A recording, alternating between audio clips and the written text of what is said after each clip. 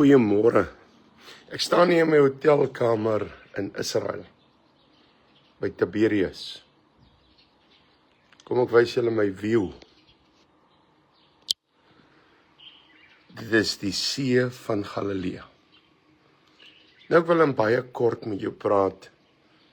Daar staan twee goed uit vir my by die see van Galilea. Ons lees baie in die Bybel van die see van Galilea. Maar twee goed staan vir my uit.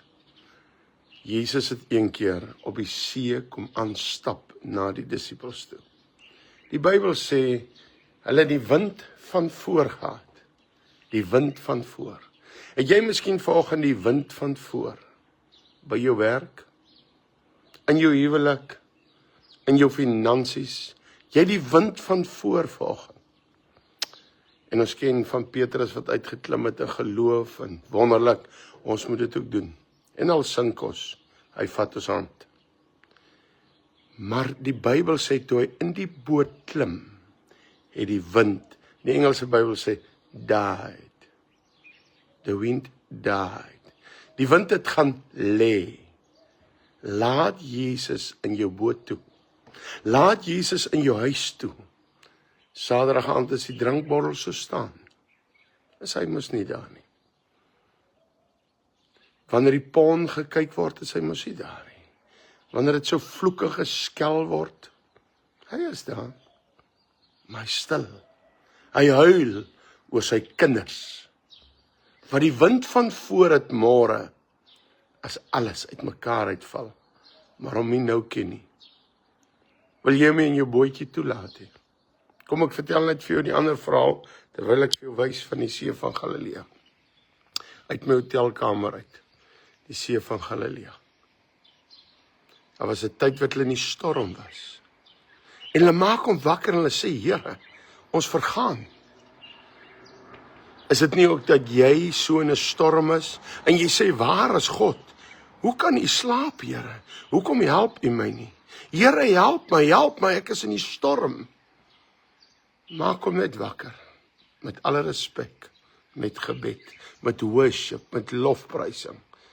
Gaan kerk toe waar God gedien word.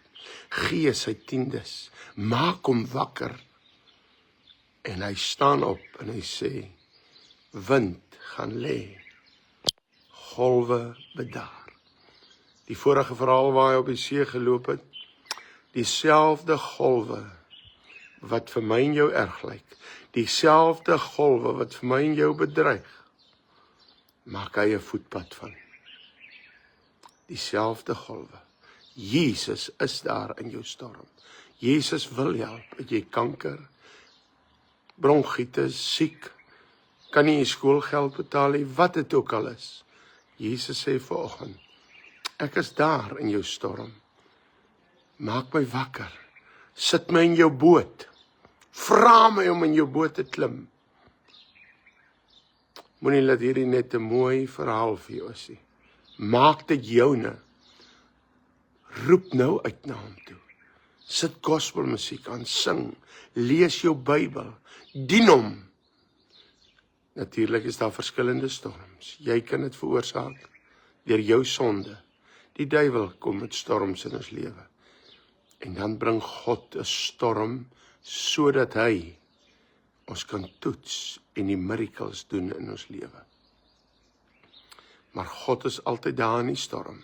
Hy wil jou help. Hy wil met jou wees. Nou lekker dag vir julle daar in Suid-Afrika. En God seën ook in die ander lande wat luister. God seën, ek wys nog een keer vir jou. Miskien vandag, ek weet nie is die sy nie, ek preek op die boot van in Galilea, ek dink nou 9 uur al, preek ek.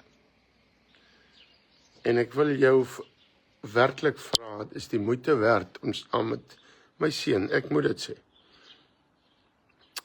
Dis sy besigheid, dis my besigheid hè. Dis sy bediening. Dis die moeite werd om saam met hom te kom uit travels. Ek sal Andres trouwens nommer by die comments los. Mense sê altyd, ja, ek wil ook gaan, maar ek sal seker, ek het die geld, ek het 4de keer hier, ek het elke keer die geld gehad. Ek bid, hy doen wonderwerke. Terwyl ander moan, Wat soek jy daar? As ek die armes se geld, as ek dit, doen my God wonderwerke. Jy beskuldig my God. Hy doen wonderwerke. Vandag doen hy dit steeds. Hy wil vir jou dit doen. Kom ek nooi jou saam. Kontak vir Andres. WhatsApp hom, sê ek het nie nou die geld nie, maar ek gaan God vertrou. Daar's ook ander maniere. Hy kan jou help. Praat met hom. Maar die belangrikste van alles is, God wil die storm in jou lewe kom stil maak. Die Here seën. Lekker dag. Laaste keer. See van Galilea. Daar aan die ander kant Leseria. Kom ons bid vandag, na Trump en Netanyahu die talks gehad het. Wat gaan in hierdie dag voor ons gebeur? Maar in jou lewe, kom maak hy die storm stil.